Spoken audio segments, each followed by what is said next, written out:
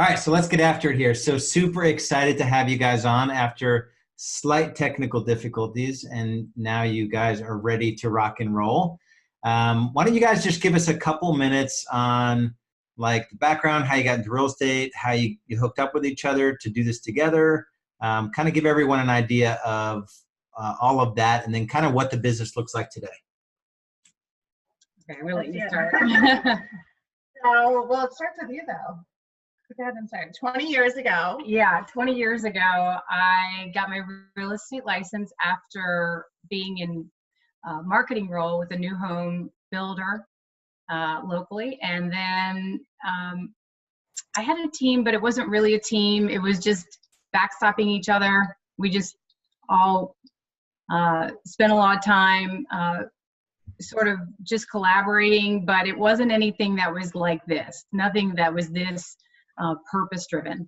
So just over 10 years ago, I was lucky enough to run into JK's husband, Zach, and he asked me about the possibility of, getting together with JK for lunch and talking about the opportunities in real estate. And I was certainly happy to do it.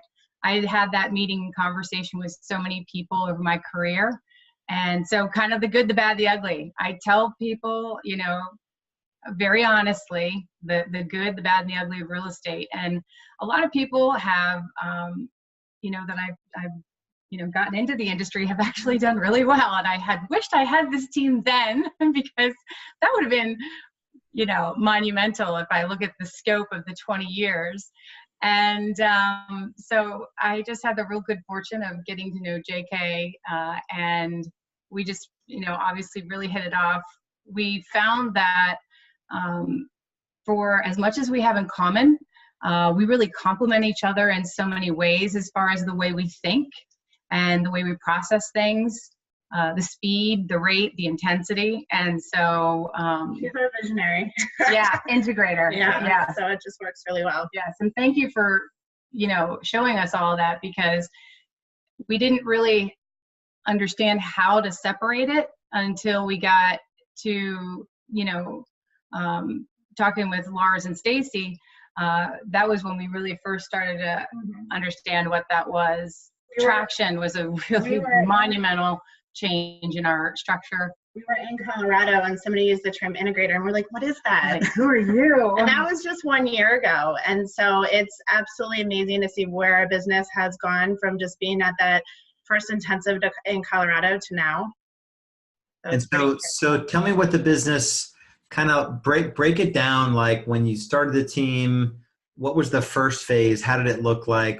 How many homes did you sell? And then kind of deconstruct like the different phases of growth. So we could sell 100 plus homes every year, just Jen and I and an assistant. We came and, went and came as we pleased and did what we did and just worked hard and sold homes.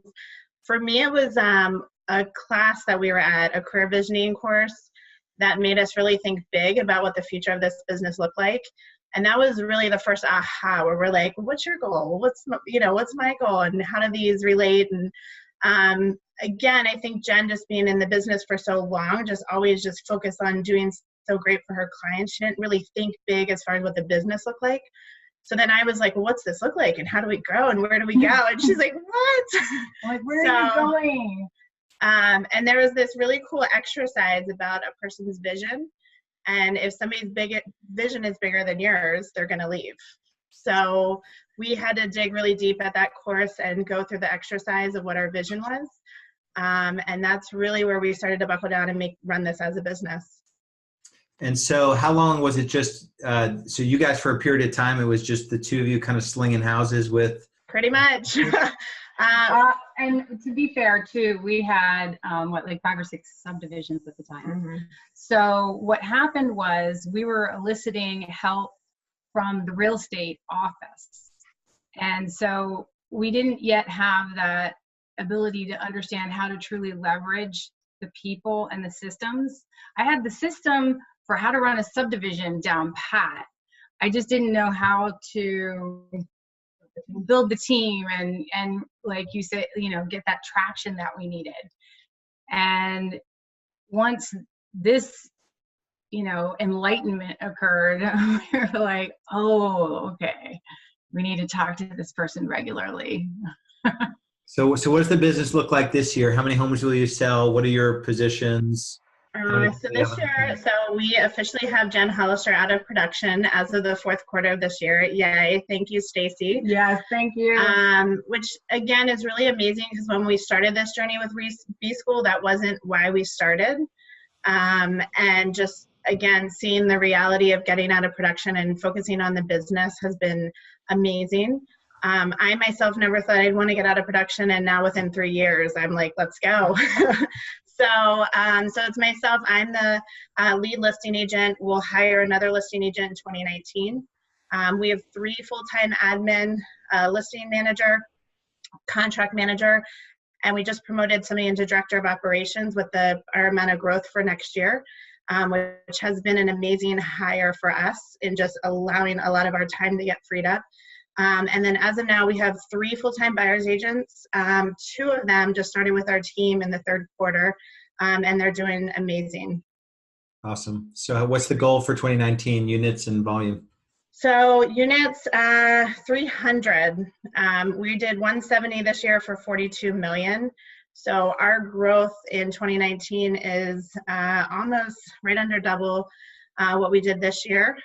We've been very blessed to have a couple new subdivisions come into our pipeline that are all taking off first quarter of 2019, which is bringing a lot of growth to our team. And we have to bring on 3 new buyer's agents, the listing agent, and new home sales specialists. And we're also going to have to figure out with 300 transactions how to really get down our contract to close process. Is that 1 person? Is it 2 people? What does that look like? So that's our focus for 2019. So Stacey, just hope you're taking notes, dear, because we're going to need help on that. So what, tell me about the new home stuff. What is there, is that a relationship that you guys had that sort of flourished, or did you sort of go after that business, or tell me more about that? So that we were very fortunate. We started both of our careers at an independent company, which basically their core was new home sales, and you just learned resale as a result of the spinoff business. So Jen and I are highly trained in representing local builders. And what happened is through the shift in the market, through us changing brokerages, a lot of those subdivisions, we only took 1 with us when we changed brokerages. And so what happened was a blessing in disguise, because with all those going away, we had to retool our resale business. So this year, the majority of our business is resale, and we've been talking about it, praying on it. We knew one day new homes would come back. We didn't know when that would be. And we have multiple opportunities in 2019, which is really amazing. So that's interesting. So of the 170, how many were that new construction business versus resale? About 30 transactions. And then of the 300, what will be the split between new home sales and new construction? On the listing side, it'll probably be close to 80 listings for new home sales, but the spin-off business that'll come out of the communities, they're not first-time home buyer communities. So the majority of people coming through the door will have a home to sell. So that's where that projected growth is, why we absolutely need a second listing agent. So it's pretty exciting. Awesome. I mean, I'm just thinking for my own business, how we can implement something like this. So part of me is just completely off script. Well, and no, that's okay. So, can I address this? Okay. So you're going to love this because you already have the answer. What we did was when we interviewed for the one community, we used the VTO. We used the key drivers, and we went in with the 1, 3, and 10-year vision. And we basically interviewed them about what they needed in a new home sales professional or real estate team who they decided to hire. They wanted to hire an in-house builder rep. And at the end of that first meeting, because we just stuck to the script and asked the right questions, they couldn't believe what we had to offer. Because as you know, most agents just go in and talk about the glossy stuff. Here's where we're going to market you. Here's what we're going to do. But with this being a new home subdivision and a builder who hasn't done this before, they have the vision and they have the money. They just need to figure out how to make this happen. And so with the 6 key drivers, we were able to walk them through. And when we talked about, having rocks and these projects and this accountability, it just made total sense to all of them. Because they're business owners. Yeah, that's awesome. Mm-hmm. So it's only a 10% referral on stuff like that. Yeah. Yeah. Yeah, that's really cool. That's one part of the business that I've never been involved in. And sometimes when you're like you've never done something, it seems like crazy. So here's the funny part. So we had this meeting, and the amount of business that could come out of this is, again, it's amazing. And so Jen and I meet at the office at like 7:30 a.m. on a Saturday. We have a 9 a.m. meeting with this developer, really smart guy, and this is not his only business. And we're looking at each other like, what are we taking? What are we going to do? What are we going to say? And I think Jen's the one that came up with it. And we're like, let's just take the B-School model. Let's just focus on it. It just makes so much sense. So in less than an hour, we prepared for that meeting. We didn't really have that much prepared. And we just talked through as far as what we could provide and how we understood to, really listen to their big why and what their vision was and make it a reality. And then we were going to be really honest with them through that 1, 3, and 10-year vision as far as can this happen? Yeah. The thing that was really different also was that we were able to provide solutions. We could see where they had holes that needed to be filled with certain roles, certain personnel, certain key personnel. Just in having that, the questions like JK said, just asking a lot of questions and learning where, we could fill in and provide support and service. That was really the key to this. And it was very, I think because of the contingency sale, right? They needed to be able to rely on a team that can sell the other house. Mm-hmm. So when they could look at our numbers in production and trust that we have that covered, I think that gave them a lot of confidence in hiring us. Yeah, that's awesome. Mm-hmm. So let's talk about the challenges with growth. So were there any moments where you two were just like, this sucks and is it worth it? Let's just go back to me and you and an assistant. Let's keep it simple. Were there moments where you really sort of dug in and decided like, this feels really hard? Are we going to keep going? What were some of those moments for you guys? There's been many, many nights at 1, 2 a.m. Jen and I are at our laptops on Google Drive, working on documents, putting policy in place. So the good news is we energize each other, so we just keep going. We're both very competitive. So, but yes, we've many times talked about the possibility of just saying, hey, you know what, this would be so much easier. But again, I think when we look at the future for our families, and I know for her, she hasn't said this to me, but when I'm like focused on negotiating all these deals over a weekend, and she now doesn't have the deals to think about over a weekend, there's some peace there as far as quality of life. So, there's many times where we've said that in the past, but now we are completely focused on moving this forward. Do you think about her piece when you're negotiating all those deals? I'm like, I'll be there one day. Okay. One day. I'm like, me, you really love each other. That's so good. Yeah. Well, okay. And in fairness too, she knows that I have been working those weekends. I'm different. I'm still working, like, to be fair. For sure. Yeah.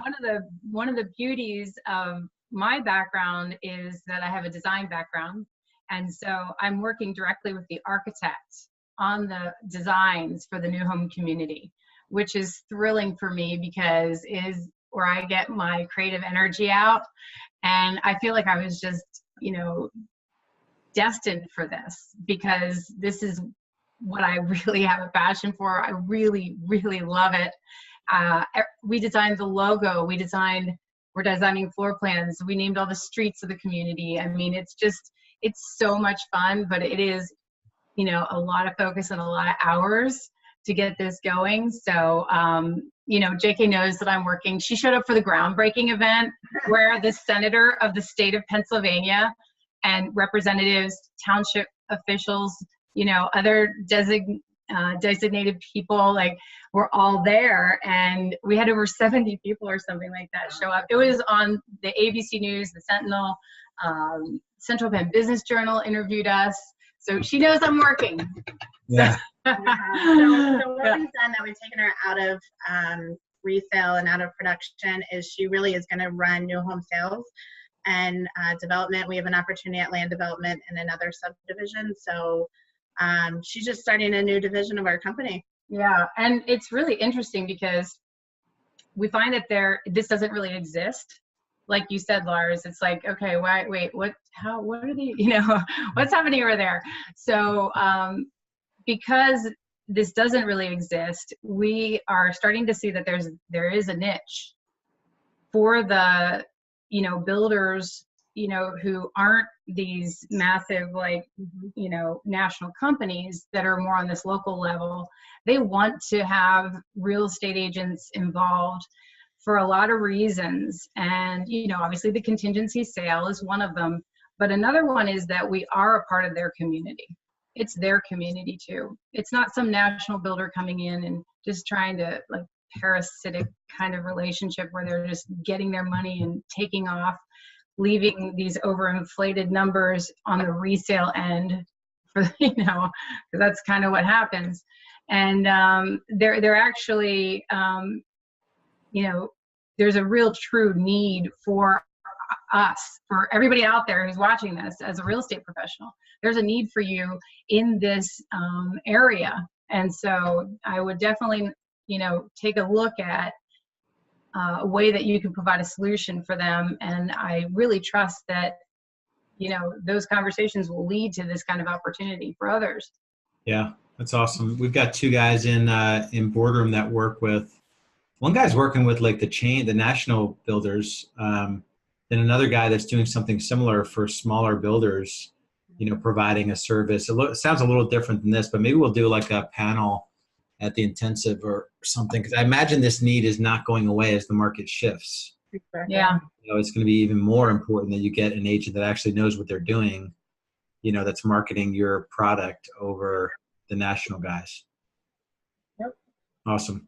All right. So tell me about, I know I struggle with it. Most business owners struggle with simply enjoying the ride. There's like an infinite amount of work to do. And now you're launching this and, you're managing the team. You probably need to hire also agents going into 2019. How do you guys make sure that you enjoy the ride, that you really enjoy this journey? So this year's retreat was in Gettysburg. And so we did a tour of a distillery called the Mason-Dixon. And the gentleman who gave the tour, Lars, it was honestly almost like you were up there giving this tour, because the things he said about grit and tenacity and how people will say that I was an overnight success 10 years later, though nobody will see how hard the work was behind the scene, but then when the day comes. So we have a lot of fun together doing those sorts of things. And that's one of the ways that I think we have a lot of fun, is because now we're building enough capital to, put a lot more into the retreats and the perks for the team. We had a football party at JK's house. Everybody came, and that was a ton of fun. Because half of us are Eagles fans and the other half are Steelers fans. So it definitely makes the office, rivalry a little more fun. So those sorts of things. The retreats are super fun. We stay overnight. We go out and we have a fabulous dinner. We did a ghost tour. We did a ghost tour in Gettysburg. So we just do lots of fun things, and it's great because you have the team, and you have, when you have people who have similar core values and think very similar, that, as you it just makes it so much more fun when you do get out and do stuff together? I think something that's really important for our team when you say enjoying the ride is family comes first. That's huge for us. We're working moms, and so we lead busy lives. So if anybody has a sick, kid or anything, like, we are so compassionate, we get it. So at the end of the day, as long as you're hitting your numbers, we don't care how you get there. But it's about family, vacationing. You could take as many vacations as you want. So we just make sure we're enjoying life as we're working crazy hours. Do you guys ever, I struggle with this, so I'll ask you if you guys, my focus for 2018 was presence, to be where you are. And I still struggle with it, although I feel like I'm a lot better than I was a year ago. Do you guys struggle with that, with so much going on, being where you're supposed to be, like even in your head? I mean, for me, I have to make sure to put my phone down when I'm with my kids, because as you know, that phone can just ring constantly. I love when I'm at a listing appointment, they're like, oh, you can answer it. I'm like, nope, it just rings all the time. You're most important, So for me, about being present is just making sure I'm intentional about it, because it is really hard. I think we get very distracted. When I'm working from 11 p.m. to 1 a.m., just making sure my family understands why and that there's a goal at the end of it. So like yourself, I have to make sure I'm present and give everybody the attention they need. Yeah. Awesome. What do you guys worry about when it comes to the business? Do you guys have any worries? What keeps you up at night? Sure. I'm trying to think about what I want to share. I'm not a worrier, so I'm blessed in the fact I don't sit there around and worry. When we took a bold class, the saying focus on the solution and not the problem was life-changing for me. So yeah. I try not to sit there and worry. In my brain, I say, okay, what has to happen next? What do we need to do? How do we fix that? Yeah, for me, I learned a long time ago to stop thinking about myself and start thinking about other people. And I always, whenever anybody gets down, I always give them this advice: go be a blessing to somebody else. Do something that's not about you, and it really does, it eliminates a lot of worry when you just try not to get too introspective on things. Don't take it so serious. I mean, it is serious, don't get me wrong about that. But appreciate the setbacks, because the setbacks a lot of times are set up for something bigger and better. It's just, for us, we feel like it's just God putting us into the position we need to be in, and we need to just accept it. Yeah. That's awesome. It's crazy how anytime that something has not come our way, we don't know if it's a week, a month, a year later, but we're like, wow, we're so happy we didn't do that. So, and the good thing is with me, I'm more of a driver. I can make quick decisions. I just need to feel well about it. And then Jen has more of the analytical. So she likes it. She likes the concept, but she's got to analyze it. So, we don't always make a decision overnight. Which is good because we have that healthy balance. And like I said, anytime something hasn't come our way, it's worked for us. And back to the worry question, I would say last summer, we talked about this at the intensive. So we had to let go our closing coordinator after 10 years. We had a $5 million buyer agent go back to new home sales. We had another $5 million agent we had to take out of production. He took our closing manager position.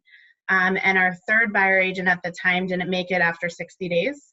So we were left with one buyer's agent last year, a closing coordinator who was brand new to the position. So talk about worry. Yeah. But the crazy part is, we just were like, you know what, this is probably going to be really great. Yeah. Because it allowed us to retool and just make that position what we wanted in it versus what it had been for 10 years. Yeah. And that person was just in control of creating it. So again, it's, I think, all how you look at it. Yeah, that's awesome. As you guys go into 2019, what most agents are focusing on, there's going to be a lot of fear I think a lot of people are in denial right now.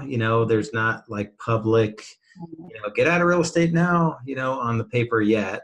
Are you guys naturally just motivated, or are you keeping your psychology in check with the team? Are you guys as a team talking about the shift and how to work your way through it? How are you guys dealing with the shift? So that's a great question, of course, because you're right. Everybody is now more focused on the fact that we are feeling some of that early impact. And the things that we did during the business retreat was talking about what you can do individually. We gave them some tips and ideas on just thinking about how to save money. Just a simple, it's a really simple thing, but we want people to be in that mindset of getting lean. Because, I shouldn't say we, well, sort of we, because JK joined me in 2008. Like, what was she thinking? But my business had gone down 30% in 2009. Okay. So I've already been through this whole thing. I know what this looks like. And JK didn't know better. So, except for her family was saying, what are you doing? But the reality is, it's really just tightening your belt and being frugal and conscientious. The people are still going to need to buy and sell real estate. And if you start getting yourself in a mindset like, oh, what's going to happen, that'll probably create more of a problem than the actual problem itself.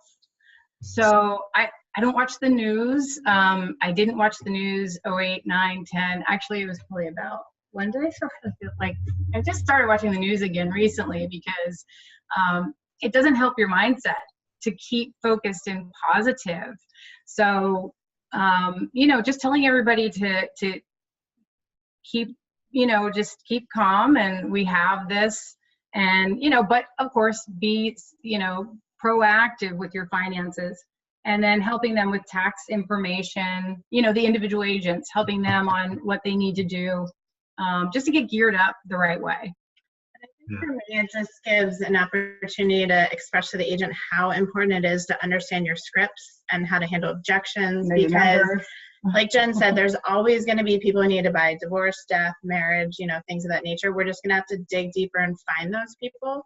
Mm-hmm. And so again, it's like if you're being interviewed now to be a buyer's agent, you want to be the one chosen and making sure we know the scripts and we're role playing that with each other instead of with the client. So yeah. Yeah. Awesome. What about the best advice you guys have ever received about business? Oh, I think we could just do a playback on everything you've taught so far. Yeah. I think traction was the turning point.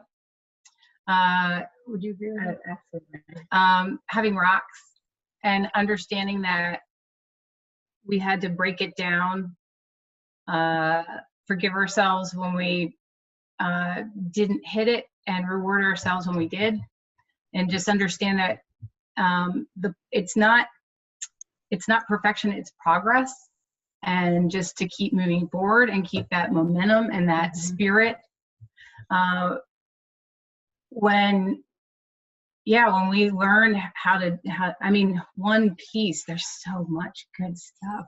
You have I think for me, once I understood the MREA as far as, cost of goods, expenses, and profit, that's huge because, again, you're not taught that when you get into this business. And with B school, so we had that coming in here, but that's about all we had. And we kind of knew the idea of a team structure, everything we just learned going to classes, reading books. But really the business side that you guys have given to us is absolutely amazing. Yeah. The one thing I think that we were suffering, and, when we weren't getting listings and so on and so forth early on, had, I think, a lot to do with the fact that we weren't operating as a business. I think that had a pretty big impact, just in our basic structure. Yeah. Awesome. Is there like a daily or weekly habit that you guys believe contributes to your success? L10. Team O. Okay, so we have Team Tuesday. Oh yeah, that's good. Yeah. So our entire team is to be in the office all day. It starts with an 8:45 gratitude. We go into team meeting. Then we break out into marketing meetings, sales meetings. We have individual one-on-ones with the buyer's agents. And then we do team lunch every Tuesday. So what we do, there's 7 or 8 of us now. So we'll give everybody $20 to contribute towards lunch. And we do a cycle. And so when it's my week, I do a home cooked meal, bring it in for the whole team, and then we all eat together. Everybody loves it. So it's kind of a little challenge of who can make the best. And then you'll get really bogged down in work, and then we're just buying subs or pizza or something. But it's really fun, and we've been doing that for a while. So from about 8:45 to 1 o'clock, everybody's at the office, and it's a lot of really great energy. And it's our chance to communicate and be there for the team and just see what they need. Awesome. How about a book that you guys would recommend other than Traction? What book would you recommend for someone that wants to do something different than traditional success in our industry? Like Fanatical Prospecting or I haven't read E-Myth, but I was listening to your podcast this morning. Yeah, E-Myth is gold. Yeah. Awesome. What else? What's a final word that you guys have for someone that might be struggling that is listening to this? I heard you say something before that, being an individual agent isn't easy. Owning a team isn't easy. None of this is easy. Mm-hmm. But, running a team at this level makes it worth it. And again, when I'm doing that deal with that 75-year-old agent who is still out there grinding it, it's just validation to me that we're on the right path of creating this business. When I start to look at our numbers where we're really going to start taking off as a company, it's pretty amazing, and has been definitely worth every late night that we've put in. And again, there's been many of those. Yeah. I mean, for me personally, I think, experienced, in the 20-year cycle, I've experienced being an individual agent, so to speak. There was a team, but it wasn't like this. And, I was working 70, 80 hours a week. I was doing an enormous amount of business, and it was wonderful. However, everything else in my life fell apart.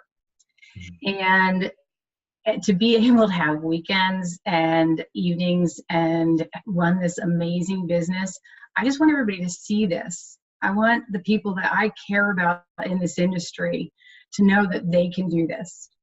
It is going to be life-changing for them. And I think as they see more and more of us doing it this way, they're gonna believe, and they'll hopefully start, trending this way and living this life, because when they have this opportunity and they know what this is all about, it is truly life-changing.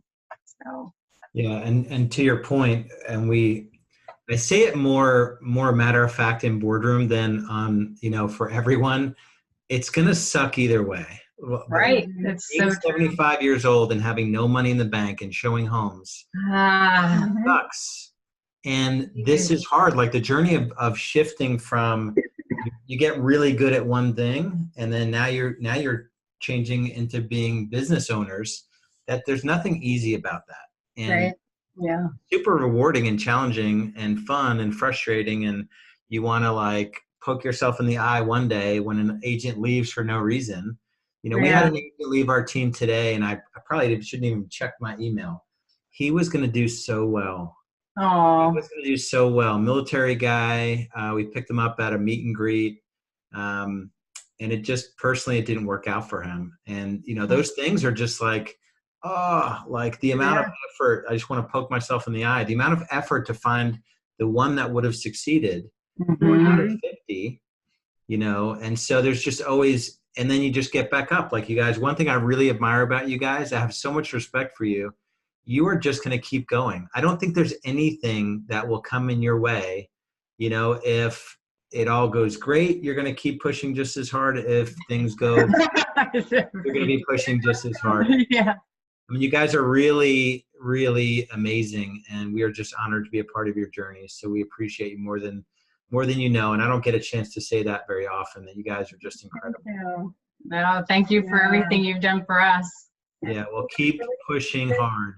It's really exciting for us because we haven't been involved with B School for that long. So, I mean, we feel like we know what we're doing, but we know there's still room for improvement. So once we have all those tools in our tool belt, I mean, sky's the limit.